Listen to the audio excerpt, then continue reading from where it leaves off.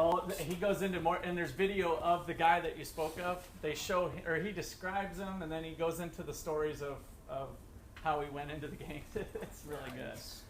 It's pretty scary. I can't believe he did it, but he's a graduate student, so he used that data as part of his research, and Levitt used it for part of his research and what he did for the book. So it's pretty entertaining.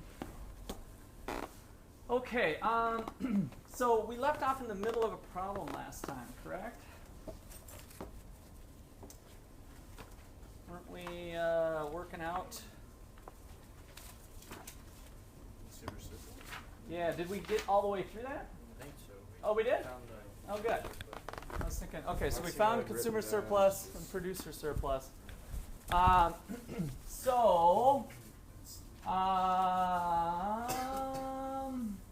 Rianne, give me your best verbal definition of what consumer surplus is, conceptually. You can peek at your notes if you want. Well,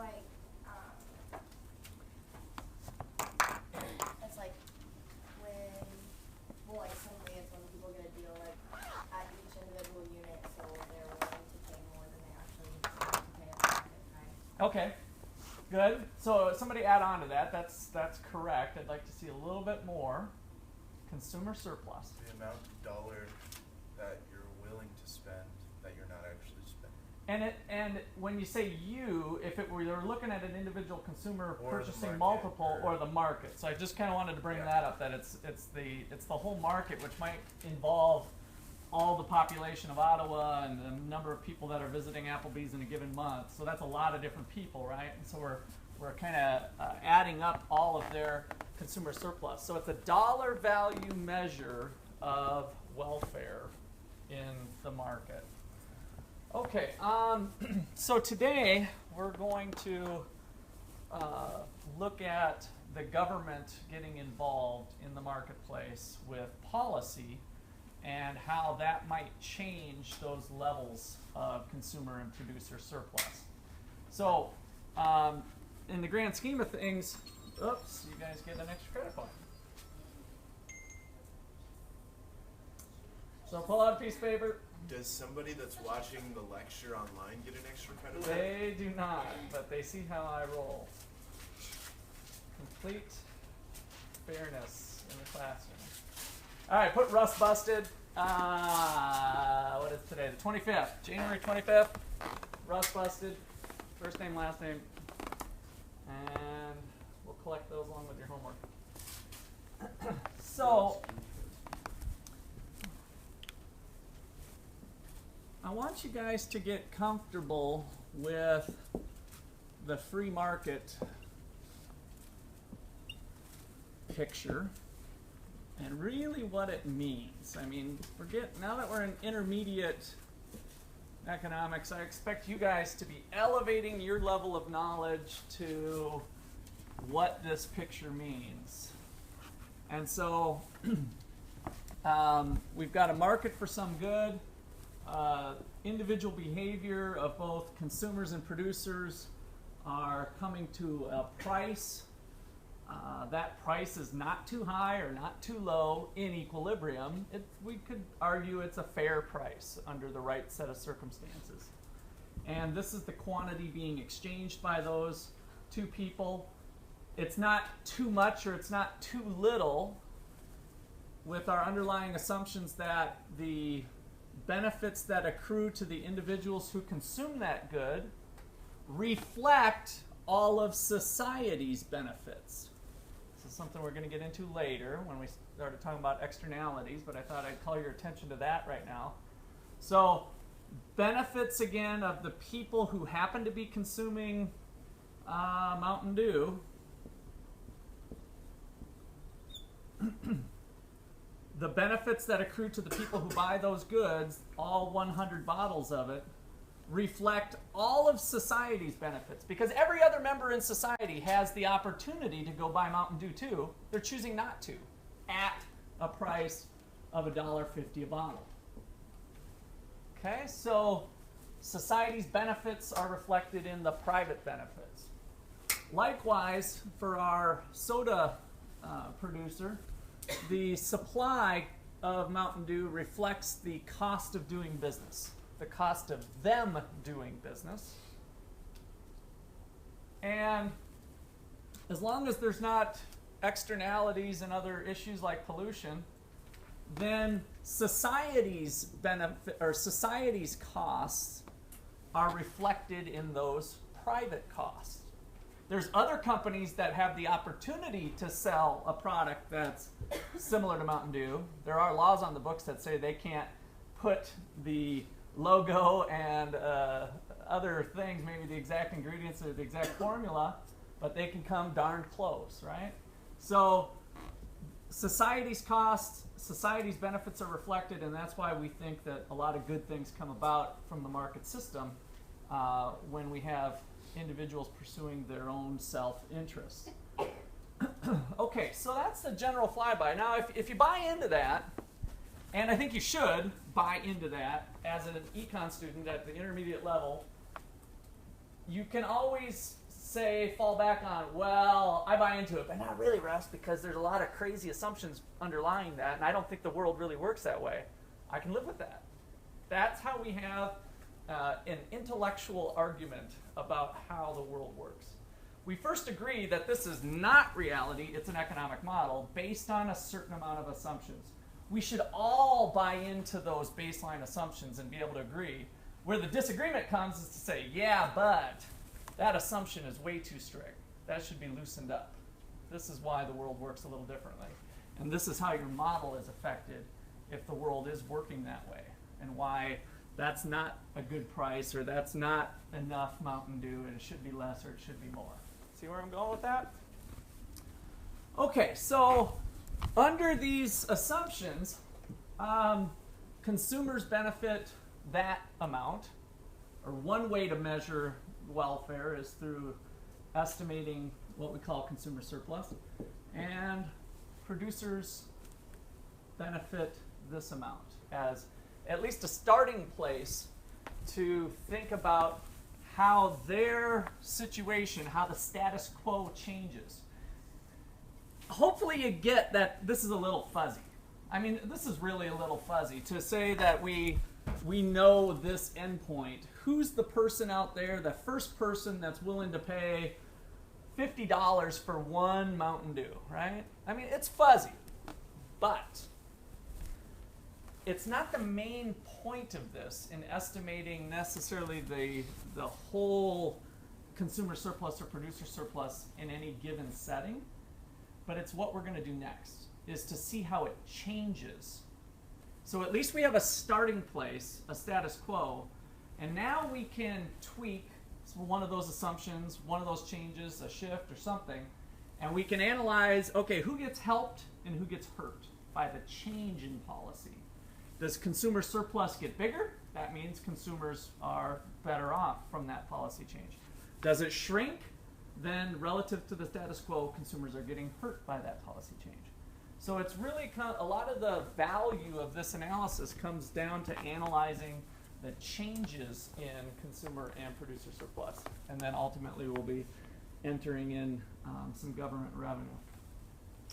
Okay, conceptually stepping back and looking over the forest again of the market system, we're throwing in the government into the middle of the mix today. We're going to start entering in some government policy. And so upstairs we have the goods market, final goods and services being exchanged for dollars. And then downstairs we've got the resource market, where we've got the factors of production, land, labor, capital, and entrepreneurship, being exchanged for payments for those services, wages, rents, salaries, all payments for resources, which ultimately at the economy level ends up being the aggregate income for society.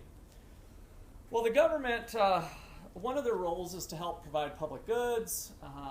Another role that has come about over time is to help administer transfer payments, what I call the Robin Hood theory of, let's say, take from the rich, give to the poor, take from the young, give to the old, take from the employed, give to the unemployed, right? So it's kind of transfers of money is one of the things that they do. And so in order to operate, the government taps into the system here in one of these flows.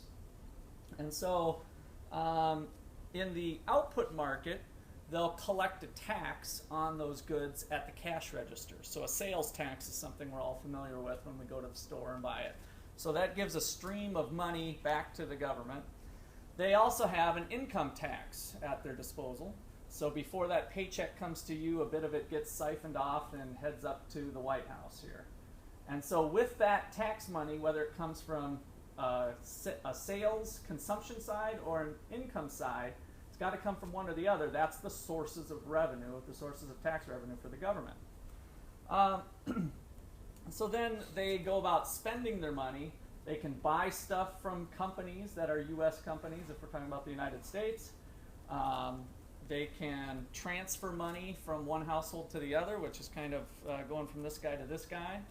Right? So we've got all these ways that they might be able to spend money. So today we're going to spend some time thinking about entering the government into these areas. Depending on who you had for principles class, you may or may not have gone into the details on consumer surplus and producer surplus and how it's affected. Some principles classes, Sam, do you recall if you guys did the consumer surplus, producer surplus? Yeah. And did you do the changes with taxes or price floors, price ceilings, and showing how the changes happen? Remember doing that? Okay. Yep. So it sounds like you hit it. So again, with our class here now, we're going to apply the math to that situation. So I'm going to give you a quick flyby of different government policies and their impact. The textbook has a lot of great pictures with them. You might remember doing the A, B, C and identifying the areas and how they change. And then today's exercise will kind of center around applying the math again to the inverse demand curve or inverse supply curve to calculate the changes. All right, so the first ones we'll look at here are price controls. And so I guess I'll just go ahead and put in a price ceiling. And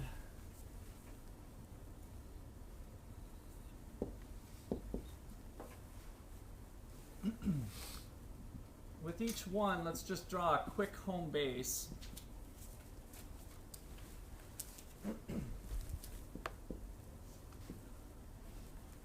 With a price ceiling, is the government looking to help protect consumers or producers? A price ceiling. Consumers. So we don't want prices to go above the ceiling. So they're trying to keep prices low. So price would naturally be here at the equilibrium if we let the free market go on its own. But instead, we're going to impose a price ceiling. And at this price, the quantity supplied is going to be less than the quantity demanded, causing a surplus? Shortage, yep, the other S. So a shortage. So we've got a shortage here, and another word that is used for a shortage is excess demand. Excess demand. When we come back to calculating or using the equations, bear in mind that you'd be substituting this price into the demand function to calculate QD, which would be greater than the quantity supplied. You'd substitute that price into the supply function to calculate QS. The difference would be excess demand, and it would be a number or a quantity. Okay, questions on that one at all? Are we quantifying all these? That's like, is that kind of where we're going to end up heading with this? It's like, you go from consumer and producer surplus, you're quantifying that, but are we Yes. going to fact, we can do that here. Let me just throw it out to you. Consumer surplus, bigger or smaller? Same? No. Consumers Bigger. Consumer's bigger. All right. So consumer surplus is now this big triangle. Maybe this would be a good way to go about this. Now we can kind of start to see. We'll use A, B, C's, and D's or in other applications. Producer surplus has shrunk to this amount.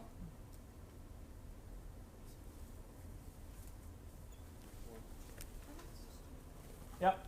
In the book, when it gives us the graph for price ceilings, it shows that I don't know, it shows it differently, and it shows that there's like a triangle of deadweight loss instead of having the consumer surplus go all the way down. I was hoping somebody was going to point that out. So is it the book or Chelsea? Did you go to the book to back it up, or did you remember that? Well, I mean, I read it like a couple days ago. Oh, good. So reading comprehension's good. That means you are rising to the top. So why? Because What's wrong with the you don't way we have it that- drawn? You don't have that supply after the quantity supplied. So how would you get surplus if you or consumer surplus? That's if you right. can't buy There's it? nothing to get surplus on, right? So there's a little saying in economics when we start involving excess supply or excess demand, and that is the short side of the market wins. Wins in the sense of that's how much is actually out there. So you're never going to have more than the short side of the market. So I'll just kind of foreshadow when we do a price floor, the number of buyers is the short side of the market, causing excess supply. So this is only the amount that's out there, right? So the consumer surplus is not, there's none being purchased here, so no surplus is available to get. So consumer surplus is the difference between what a consumer is willing to pay and what they actually pay for each unit consumed. They're not consuming these units, so it stops. You just subtract the dead weight loss from that large triangle. Figure Well, out because not all of No, it's 'cause dead there's weight actually loss. Yeah, we'll come back to this. So this was the lesson here is that this is the quantity that's going to be supplied. So your producer or your consumer surplus is this trapezoid.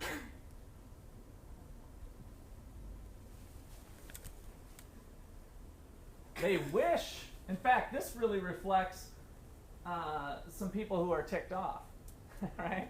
They'd like to buy it at that price, but they're not getting it. So there's a lot of disutility out there for those. So that's our people that are really getting harmed by the policy. But when we do the analysis, if we're doing it versus a status quo free market, the dead weight loss then is where did we start, where did we end? So we started here and we ended here with this situation. So society had this big triangle when we started off, and now it has this area, this trapezoid between consumers and producers, which is this. So dead weight loss is this area.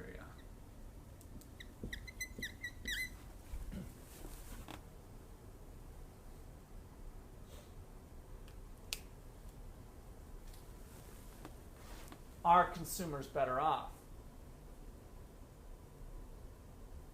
Depends. It depends.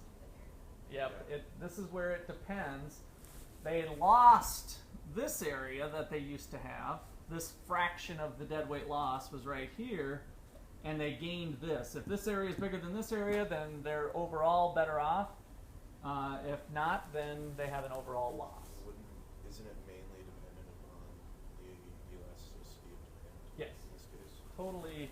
Well, it's always dependent upon the relative elasticity of demand and supply. So you want to be careful when you word that. So as we start to make the demand curve more inelastic, we can see we're gaining some height.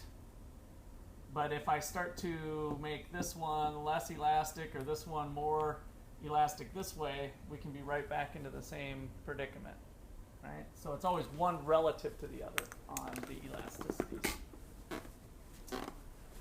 Okay, good. Anything else on that? Good catch. Number 2,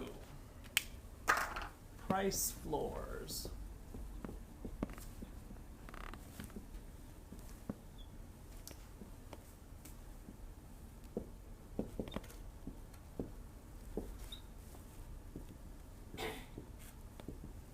So the government's out to help out those poor farmers, the producers in this case, is the intent of the policy by enacting a price floor.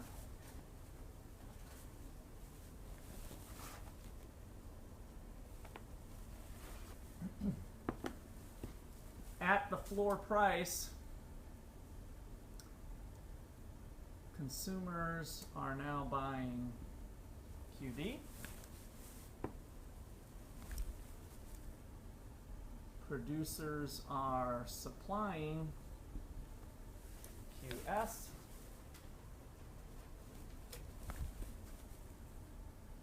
Creating a surplus or excess supply.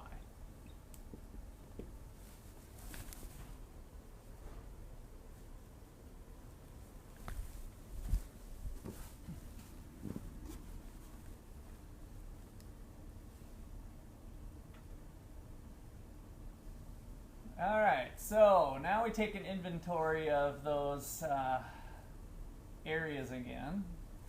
Did producer surplus grow to this? What's that? No, they don't sell. They don't sell it. They produce it, but they don't sell it. So that's a problem. So producer surplus is the difference between the price a farmer actually gets for their corn and the minimum amount they must get for their corn for each unit sold. They have to sell it to reap the benefits of it. It's not good enough to just produce it. Wouldn't they actually be, they would have that surplus from, I guess, like the axis of price to the quantity demanded, however much that is, and shouldn't it be subtract like that between where they're supplying and not receiving any payment for whatever they make? This amount, Yeah, shouldn't they, isn't that like being taken off of their surplus in theory? I mean, I know we didn't learn that. taking off of their surplus. Well, I mean, they're producing it, but yet they're not, I mean, it's a loss for them, Yeah, so. that's it. You already We're in did. loss.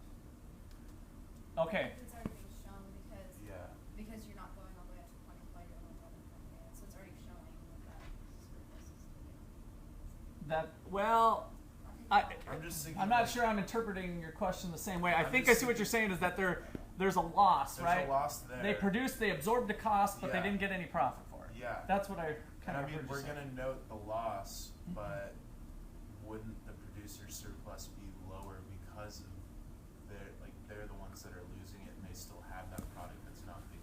All right, so let's back up and come back to your Okay. question. So let's first identify, we used to be here, right? There's the free market producer surplus, and now producer surplus is here, right? So there's our new producer surplus.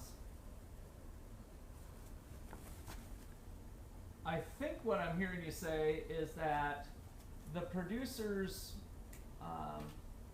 surplus isn't quite this big because there's guys out there that produced out to here, absorbed a loss or had a cost, and it's not being reflected. I mean, how do you consider that surplus if they're, taking that loss? Well, two things that Are we only may- talking about those first like that first yeah. amount? Yes, Okay. we want to compare it to that first amount, but let me comment this. If this is at a point in time, And so if you can carry that inventory without it rotting, if you remember the story of the corn that rotted in the cribs, but if you can take that inventory and roll it to the next time period, that would change things too. So this is a snapshot in time of what the differences are between what we had under a free market versus what the current consumers are having for the units that they sell. Okay. All right, and so yes, part of that here is with the new deadweight loss. Consumer surplus got shrunk up to that little triangle. They're paying now the floor price. Some people were willing to pay more, but they're only consuming how much they purchased. And so we get this deadweight loss area again.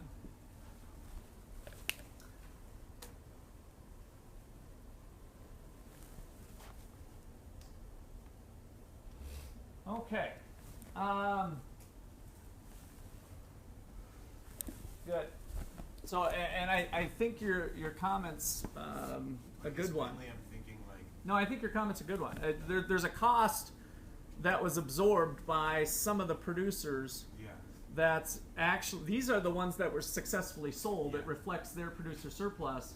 But there's farmers left out, hung out to dry that had a real cost that are still holding the bag. And so if they get that, part of that cost would be offset maybe in the next time period. Again, we're not bringing inventories. We're not complicating the model yet with that type of stuff, but that's a possibility. I guess mainly like to wrap up kind of my thought right now, I mean, they're making profit off of the first 40, whatever the quantity demanded is, Mhm. and so they have that like revenue from selling those, but overall it's not profit. Yeah. It's, I guess kind of like where I was like, how is that surplus? It's a distribution question a lot of times. It might be, see, we don't know if this is Farmer Ted, and did Farmer Ted sell this amount, but Farmer Ted is also one of these guys that didn't quite sell all that he produced? Or is this Farmer Ted and this is Farmer Dick? Farmer Dick got screwed, Farmer Ted got all the benefit.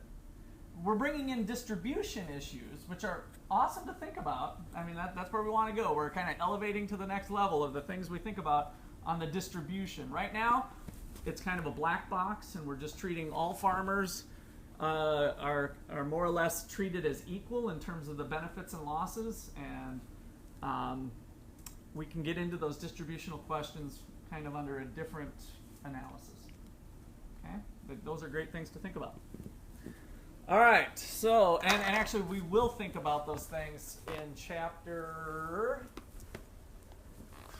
I think it's 15, General Equilibrium Analysis.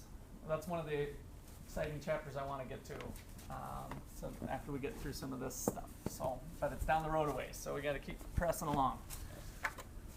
All right, what else do we want to throw up here? Probably, are we ready to get into a tax? Let's do the tax.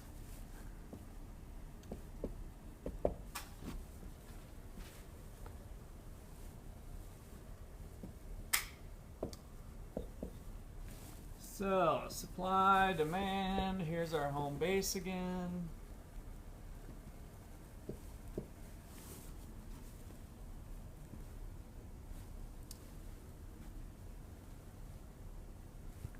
All right, so I want to point out two things. We're typically, even here, going to use a per unit tax, which is different than what you guys normally face at the cash register, which is a percentage of sale situation. And so how the percentage of sale looks is that when we draw the tax, it's actually at a pivot like this.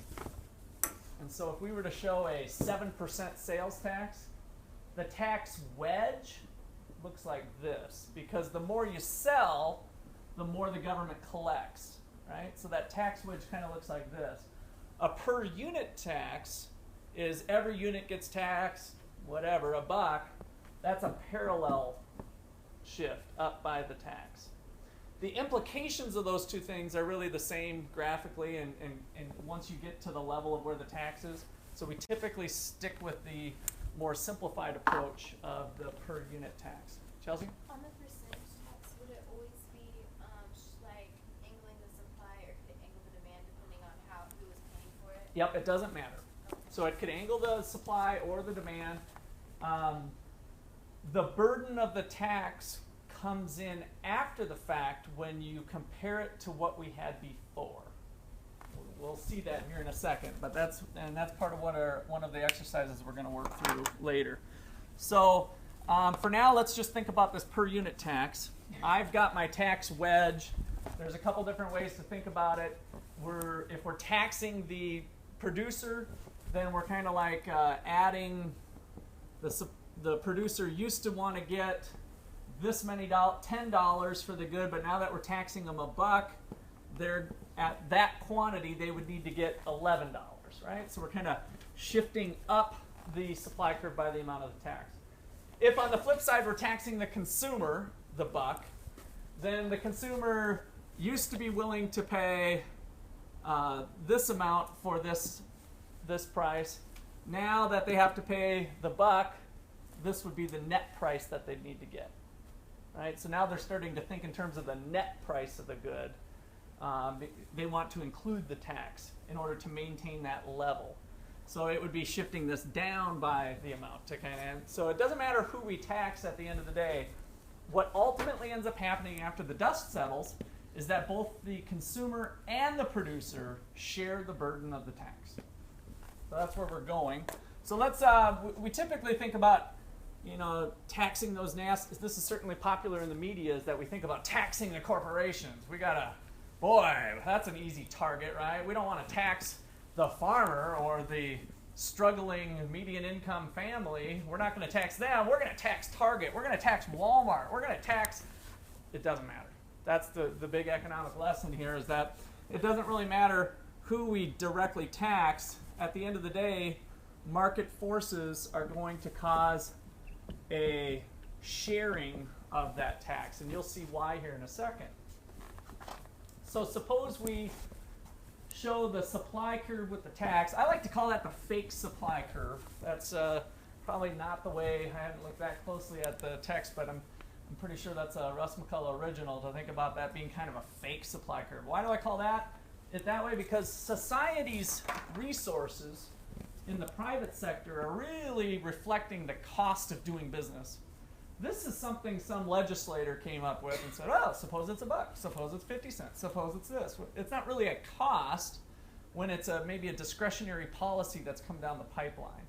Now, it is possibly a cost, since some of you have had the externality talks, if there's a true cost to the environment of the pollution and we're imposing the tax to offset the pollution. If we're doing some sort of corrective arrangement, then possibly that's a real cost, but we're not there yet. So but I know you guys have had that, and you're already jumping the gun on all these exciting topics that we got. So I thought I'd throw that in there. But right now, I call it the fake supply curve because we're maybe just collecting taxes to handle other things in society, other objectives that are unrelated to the true cost of producing bananas or pizza or whatever this market is. Okay, so for those of you who prefer my wedge theory, if this is the amount of the tax, the edge of the wedge, you can think about floating in below the demand curve, above the supply curve until it gets wedged in there. And so the tax wedge concept's kind of nice because the tax drives a wedge between what the consumers pay and what the producer receives. So each analysis gets you to the same spot. The fake supply curve intersecting the real demand curve tells you the quantity after the tax, QT.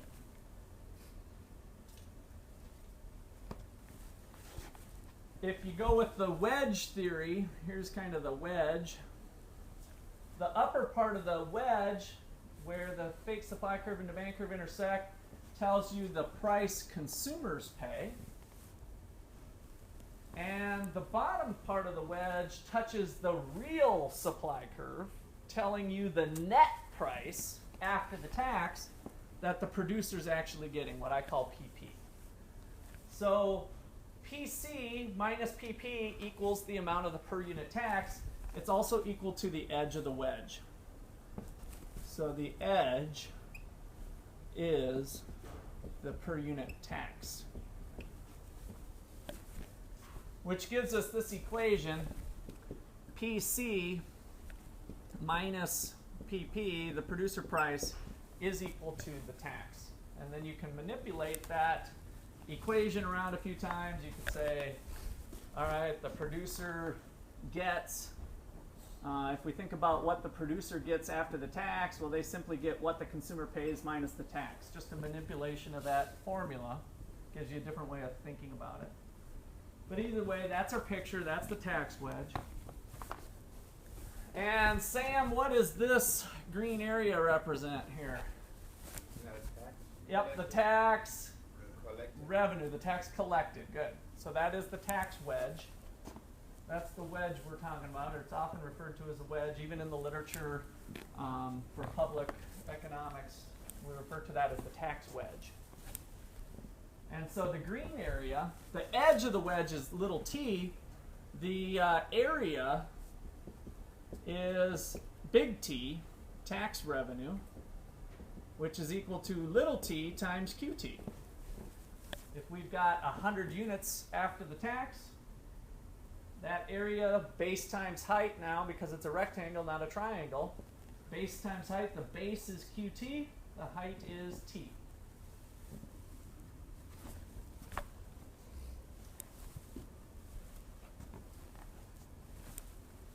All right, so then to complete our thought here on how society's affected relative to our free market proposition, consumer surplus shrinks up to this area. Let's see, what was I using blue?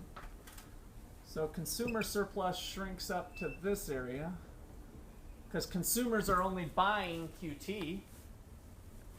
Producers are selling and netting PP, so their producer surplus has effectively shrunk to that.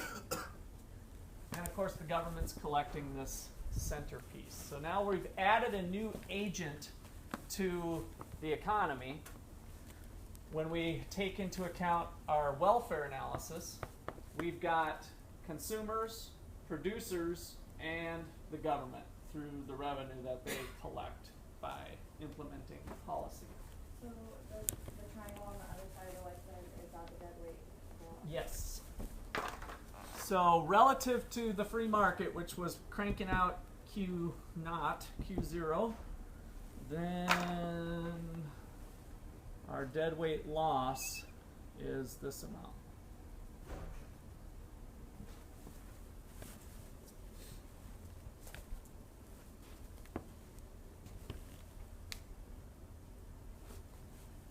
Okay, well, that took a little bit longer than I anticipated. I was hoping to